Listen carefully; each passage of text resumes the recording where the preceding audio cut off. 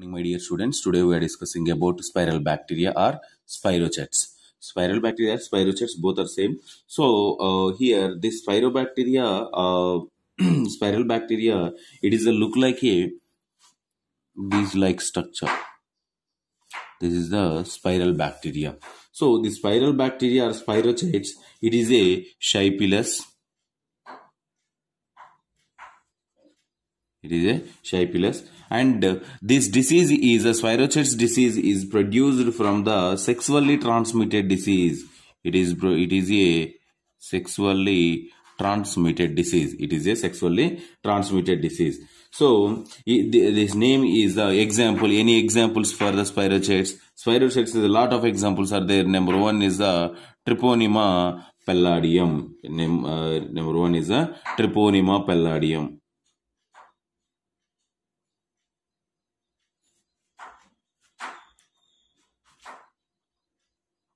Treponema palladium. The Treponema palladium, it is a it is a transmitted disease from one to others through the sexually only. So it is the mostly it is the Treponema palladium or spiral bacteria. It is divided into three types, depends upon the transmission percentage. So here the primary and secondary Schiapeilus, it is 80% is transmitted, and tertiary, it is a 20% is transmitted. So primary Schiapeilus, secondary Schiapeilus, tertiary Schiapeilus are there. It is the primary, secondary, it is a mostly 80% diseases produced from the primary and secondary, and the tertiary just 20% diseases are produced. So it is these are the mainly occur in the duration of the pregnancy and before pregnancy. It is the duration of the pregnancy also associated with the baby. So here it is associated with a significant risk. The stillbirth and neonatal deaths also may be occur. So these are the Schiapeilus is the presented at the transmitted through the sexually from one to other. At that moment, these are the still occur in our body up to pregnancy also. In case of pregnancy, the Schiapeilus bacteria bacteria or spiral bacteria is presented in our body. That is a transfer to the baby. At that moment, the baby going to death also occur. So this is the infected neonates. In the infected neonates are classified into two types. Depends upon the infection. It is classified into two types. The Schiapeilus depends upon the infection. It classified into two types. One is early congenital.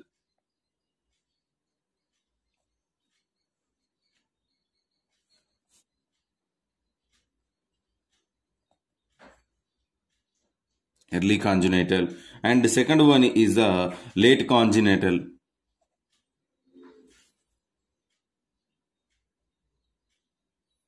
Early congenital, late congenital. Early congenital means it is these occur in the birth through age of 2 years. To age of 2 years. So late congenital means after 2 years. After 2 years age. After 2 years age. So before the 2 years, before the 2 years, the spiral bacteria presented in the baby is known as the early congenital. Late congenital means this one is occur in them after 2 years. So this is about the introduction about the spiral bacteria. So the spiral bacteria, what is the incubation period for the spiral bacteria? Incubation period. So incubation period means development period. So how many days occur in our body? For example, one type of bacteria. This is the one type of bacteria. The one type of bacteria is divided into two types. Means this is the development. So how many days the single bacteria converted into two bacteria means developments occur here. The two bacteria divided into again two. This is the development. So this is called as the incubation period. From here to here, one incubation period, here to here, one incubation period. Means incubation means development period. So cultivated period. So how much of time? For example, 1 hour. For example, just 1 hour or 1 day or 1 month or 1 year. So here one bacteria or one microorganism develops into another one bacteria. It divided into one bacteria, divided into 2 bacteria or 4 bacteria. It takes some time. The time is known as the incubation period. In the incubation period, it provided depends. The incubation period depends upon the physical characters.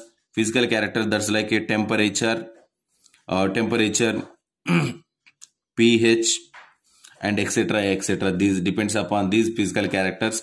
These are incubation period. It develops the development of the particular spiral bacteria. So here, what is the incubation period for the Treponema palladium? The Treponema palladium incubation period, it is a 9 to 90 days.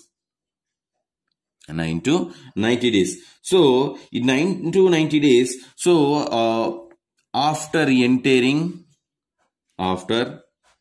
entry of organisms into the body. So once the organisms are entering into in our body, so entering in our body, 9 to 90 days, it's a total completely develops. 9 to 90 days completely develops. This is called as the incubation period for the Treponema palladium. The next one, what is the signs and symptoms of the Treponema palladium? First of all, it is the copper color rashes occur in our body. So first symptom is copper color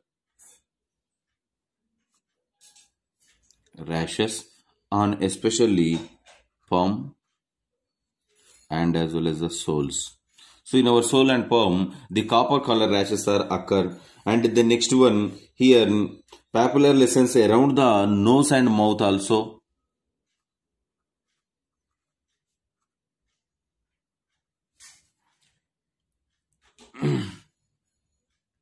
Around the nose and mouth. And the next one here, the next one in here, in infants, especially in infants, development of them develops them some characters, that is a meningitis, and the next one choroiditis,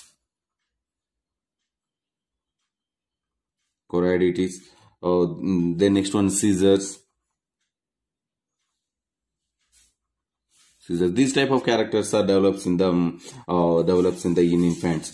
And the next one in infants, it's the development of the osteogonadotrophies, and especially it's the especially of the long bones and ribs are occur. Long bones and ribs. Long bone ribs formation. It may cause these long bones and ribs. It may cause them pseudo paralysis.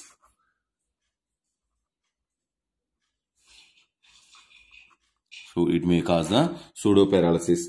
And the next one in here, the next one, due to this particular spirochetes, it changes in the total bone system or skeletal system, changes in the bones and the skeletal system also.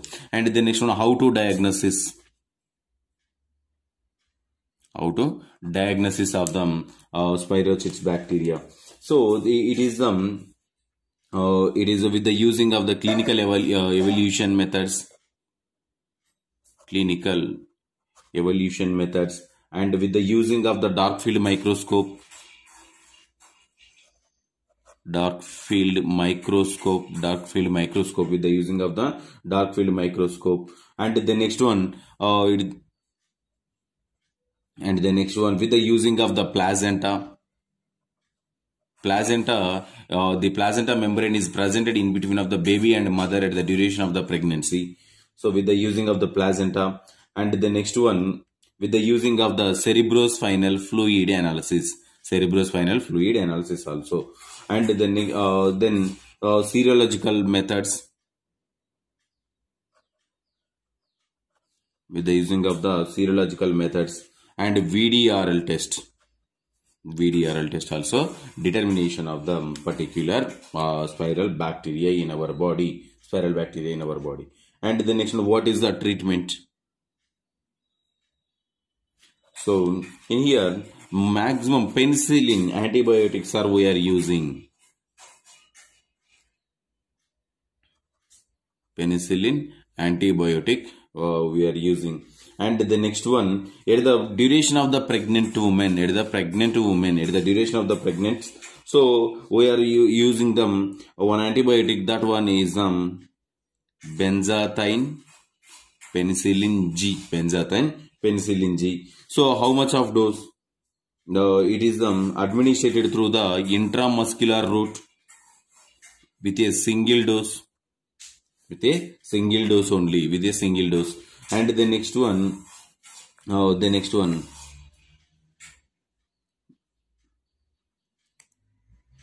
CDC recommended. CDC means it is a Center for Disease Control and Prevention, CDCP. So Central for Disease Control and Prevention, it recommended the aqueous crystalline penicillin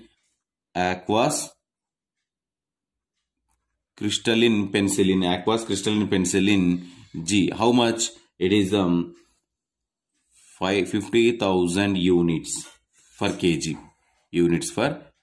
Dose. So it is administered through the IV route. And the next one, it is recommended the one more dose. That one is procaine penicillin